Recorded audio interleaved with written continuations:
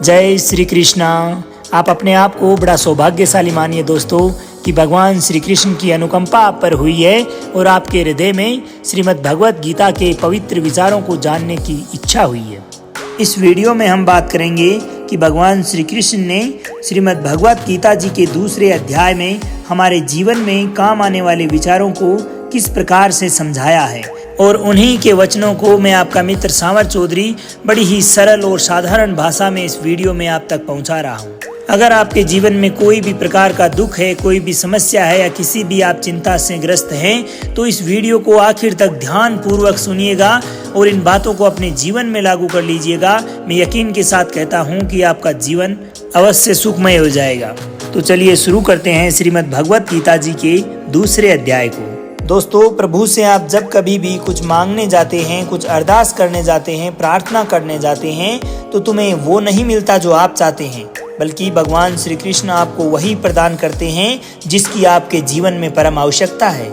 जो आपके लिए सही है, अच्छा है, आपके लिए फायदेमंद है, वही ईश्वर आपको प्रदान करते हैं। इसीलिए तो कहते हैं कि जो होता है अच्छे के लिए होता है। तो दोस्तों, श्रीमद् भगवत गीता के दूसरे अध्याय से हमें इमोशनल स्टेबिलिटी, आत्मा, मृत्यु, पुनर्जन्म और उचित समय पर सही निर्णय लेने की सीख मिलती है।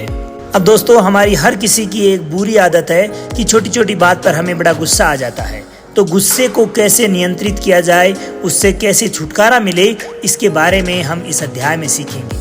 साथ ही जीवन में अगर कैसी भी समस्याएं क्यों नहीं आ जाएं, कैसी भी विपरीत परिस्थितियां, अनुकूल परिस्थितियां आपके जीवन में उत्पन्न हो जाएं, उसके बावजूद आप अपने आप को कैसे प्रसन्न रख सकते हैं, कैसे खुशी आपको मिल सकती है, उसके बारे में भी हम इस अध्याय में सीखेंगे।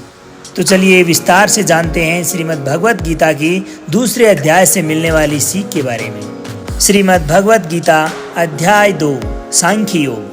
इस अध्याय की शुरुआत होती है जब धनुर्धर अर्जुन बिल्कुल उदास बैठे हैं। उनके पास में निर्णय लेने की क्षमता तक नहीं है। उन्हें ये समझ नहीं आ रहा कि अब ऐसी स्थिति में क्या करना चाहिए अथवा क्या नहीं।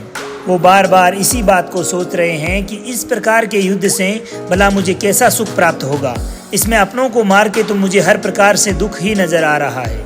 अगर वास्तविकता पर आप ध्यान दें तो अर्जुन को कौरवों को मारने में कोई आपत्ति नहीं थी, बल्कि कौरवों के संग उसी के कुल के जो बड़े बुजुर्ग गुरुदेव आदि खड़े थे, उनको मारने से उसको आपत्ति थी, जिनमें मुख्यतः भीष्म पितामह, गुरु द्रोण, गुरु कृपाचार्य। अब इन सब को मारने में अर्जुन को बड़ा दुख लग रहा था। बुजुर्गों को कैसे मारा जा सकता है, कैसे इस युद्ध में आगे जाया जा सकता है, इस प्रकार की बहुत सारी शंकाएं उसके मन में उत्पन्न हो रही थी। तो ऐसी स्थिति में हम क्या माने कि अर्जुन घबरा चुके थे। हाँ, बिल्कुल घबरा चुके थे, क्योंकि उनके पास में ऐसी स्थिति में, ऐसी धर्म संकट की स्थिति में उभरने का कोई मार्ग प्रशस्त ही नहीं हो रहा था। और ऐसी स्थिति में अब अर्जुन को जरूरत थी मोटिवेशन की, सच्चाई को जानने की। हालांकि उन्होंने बहुत सारे सिद्धांत बताए, बहुत सारी आशंकाएं जो थी उन्हें सामने लेकर आई, लेकिन अभी तक भगवान श्री कृष्ण ने उनसे कुछ नहीं कहा। अब भगवान श्री कृष्ण इसी दूसरे अध्याय में अर्जुन की तमाम आशंकाओं को मिटाने की कोशिश करते हैं। अर्जुन को ये बताने की कोशिश करते हैं कि सत्य क्या है और झूठ क्या है। वो ऐसा क्या है जो आज तो हमारे सामने है लेकिन कल नहीं रहने वाला, और जो चीज हमेशा के लिए शाश्वत रहने वाली है वो क्या है। अब जब अर्जुन को ये समझ में आता है कि मैं बहुत सारी आशंकाओं से घिर चुका हूँ, मेरे सामने जीवन की बहुत बड़ी चुनौती आ गई है, तो ऐसी स्थिति में अर्जुन श्री कृष्ण से कहते हैं कि हे श्री कृष्ण, मैं आप ही का शिष्य हूँ, आपका शरणागत हूँ, आप कृपया मुझे उपदेश दें। ऐसी स्थिति से उभरने का कोई मार्ग प्रशस्त करें। आप जीवन में जब मुश्किलों में पड़ जाते हैं, परेशानियों से घिर जाते हैं, उस समय आपको ये ज्ञात होता है कि आपके जीवन को वापस सही दिशा में लाने हेतु एक सद्गुरु और ज्ञानी पुरुष की आवश्यकता है, जो आपको उचित मार्ग दिखाकर सही मार्गदर्शन कर सके। और अर्जुन के सामने तो साक्षात भगवान स्वयं खड़े थे, जिन भगवान श्री कृष्ण को अर्जुन अब तक मात्र अपना सखा मान रहे थे, युद्ध न लड़ने के लिए तरह तरह के तर्क उनके सामने प्रस्तुत कर रहे थे। वही अर्जुन अब श्री कृष्ण को अपना गुरु स्वीकार करके स्वयं को उनका शिष्य मान लेते हैं और अपने आप को पूर्ण रूप से श्री कृष्ण की शरण में सौंप के उनसे आग्रह करते हैं कि हे श्री कृष्ण, मैं सही अथवा गलत को नहीं पहचान पा रहा हूँ, आप कृपया मेरा मार्गदर्शन कीजिए। ऐसी स्थिति में भगवान श्री कृष्ण मुस्कुराते हुए अर्जुन की तरफ एक दृष्टि डालते हैं। भला उनसे हृदय से कोई व्यक्ति कुछ मांगे और वो दे ही ना, ऐसा भी हो सकता है क्या? नहीं ना। और यहीं से शुरुआत होती है श्रीमद् भगवत गीता जी के उस दिव्य ज्ञान की, जिसे अर्जुन को ही नहीं बल्कि आपको भी बड़े ध्यान से सुनना और समझना चाहिए। अब श्री कृष्ण अर्जुन से कहते हैं कि हे अर्जुन, तुम्हें क्या हो गया है? तुम्हें किसी दूसरे की मृत्यु को लेकर अपने आप को इतना दुखी नहीं करना चाहिए। और वैसे भी तुम्हें क्या लग रहा है कि ये लोग तुम्हारे मारने से मर जाएंगे और तुम ही इनको मारोगे? इन सभी लोगों का अथवा तुम्हारा भी पिछला जन्म भी था और आगे भी होगा। जैसा तुम सोचकर दुखी हो रहे हो वो ज्ञान तुम्हारा अधूरा है। और रही बात इनको मारने पर तुम्हें लगने वाले पाप की, तो ये जान लो कि इन्हें मारने वाले तुम नहीं बल्कि मैं स्वयं हूँ। तुम तो केवल और केवल उनकी मृत्यु का एक कारण मात्र हो और ये तमाम लोग मरने के पश्चात मेरे ही पास आएंगे, क्योंकि ये लोग जिस शरीर को अभी धारण किए हुए हैं वो तो नश्वर है, अमर तो आत्मा है। आत्मा कभी मरती नहीं है, वो परमात्मा में ही विलीन होनी है। इसलिए इन शरीरों को मारने पर अपने आप को बेचैन और दुविधा में मत डालो, क्योंकि ये आत्मा तो शाश्वत है, अजर अमर है। यह एक शरीर से दूसरे शरीर में प्रवेश करती है। जिस प्रकार हम नए वस्त्र धारण करते हैं, पुराने वस्त्रों का त्याग करते हैं, उसी प्रकार यह आत्मा भी पुराने शरीर का त्याग कर पुनः नए शरीर में प्रवेश करती है। इसलिए आत्मा ना तो कभी मरती है और ना ही उसे मारा जा सकता है या नष्ट किया जा सकता है। नैनम छिदन्ति शस्त्राणि नैनम दयति पावकः न चैनम क्लेदन्तापो न शोष्यति मारुतः। अर्थात इस आत्मा को ना तो किसी शस्त्र के द्वारा खंडित किया जा सकता है, ना ही अग्नि के द्वारा जलाया जा सकता है, ना जल द्वारा भिगोया जा सकता है और ना ही वायु द्वारा सुखाया जा सकता, क्योंकि आत्मा तो बार बार नया जीवन लेकर हर बार एक नया शरीर धारण करती है और यही प्रकृति का चक्र है। इसलिए हे अर्जुन, जन्म देने वाला और मारने वाला मैं स्वयं हूँ। अब तुम ही मुझे बताओ कि क्या तुम किसी मरे हुए व्यक्ति को वापस जीवित कर सकते हो? नहीं ना। तो फिर तुम किसी जीवित व्यक्ति को कैसे मार सकते हो? क्योंकि जीवन देने वाला भी मैं ही हूँ और मारने वाला भी मैं, और इन सब की मृत्यु मैंने तुम्हारे हाथ लिखी है। अब ये सब प्रकृति का चक्र है, तो भला तुम इसके जिम्मेदार कैसे हो सकते हो? आगे भगवान श्री कृष्ण बताते हैं कि हे अर्जुन, जिन मनुष्यों को युद्ध करने का मौका मिलता है, अवसर मिलता है, वे अपने आप में बड़े भाग्यशाली होते हैं, क्योंकि उनका तो धर्म और कर्म ही युद्ध करना है। एक क्षत्रिय का धर्म क्या है? युद्ध करना। तो इसमें उसे पाप नहीं मानना चाहिए। और तुम एक क्षत्रिय हो, यदि तुमने ये युद्ध नहीं किया, यानी तुमने अपना धर्म और कर्म अच्छी तरह से निर्वाह नहीं किया, तो भविष्य में तुम्हारे नाम के आगे कलंक जुड़ जाएगा और तुम्हारे जैसे योद्धा को एक कलंकित जीवन मिलना मृत्यु से कम नहीं है।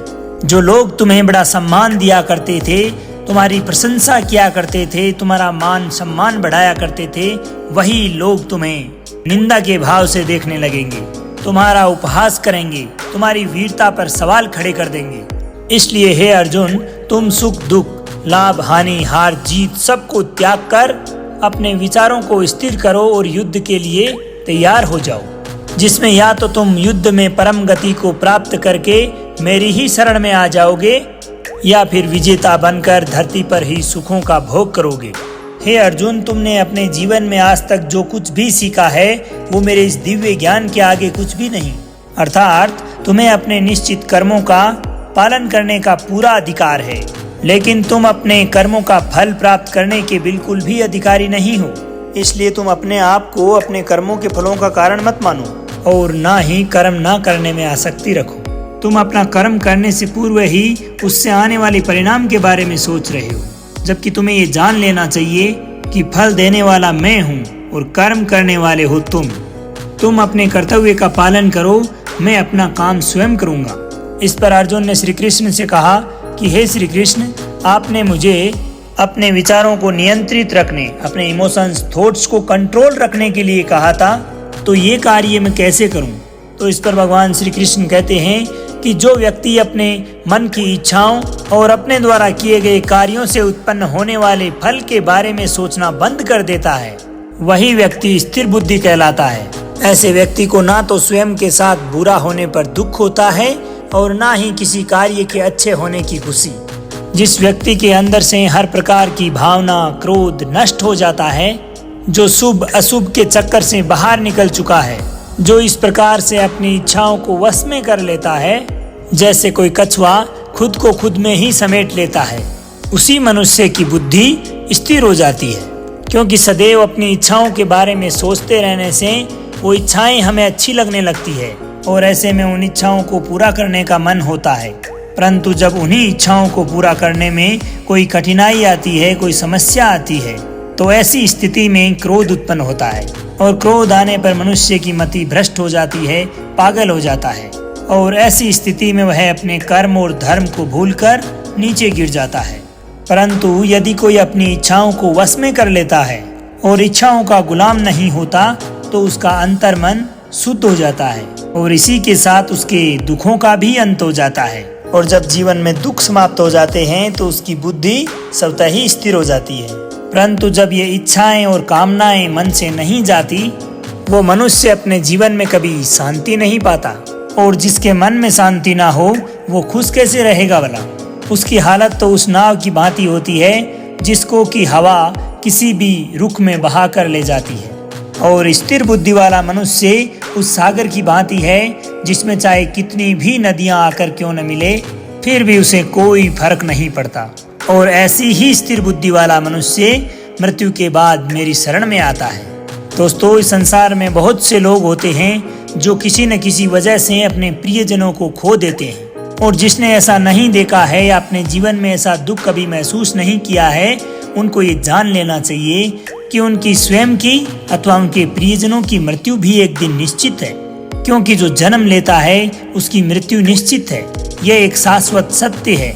तो इस पे दुख बिल्कुल नहीं करना चाहिए। ऐसी स्थिति में उदास होने का कोई प्रयोजन नहीं है, क्योंकि स्वयं भगवान ने कहा है कि हम अपने जन्म से पूर्व भी इस दुनिया में नहीं थे और मृत्यु के बाद भी नहीं रहेंगे, लेकिन उस दौरान हम किसी न किसी रूप में इस ब्रह्मांड में अवश्य रहेंगे।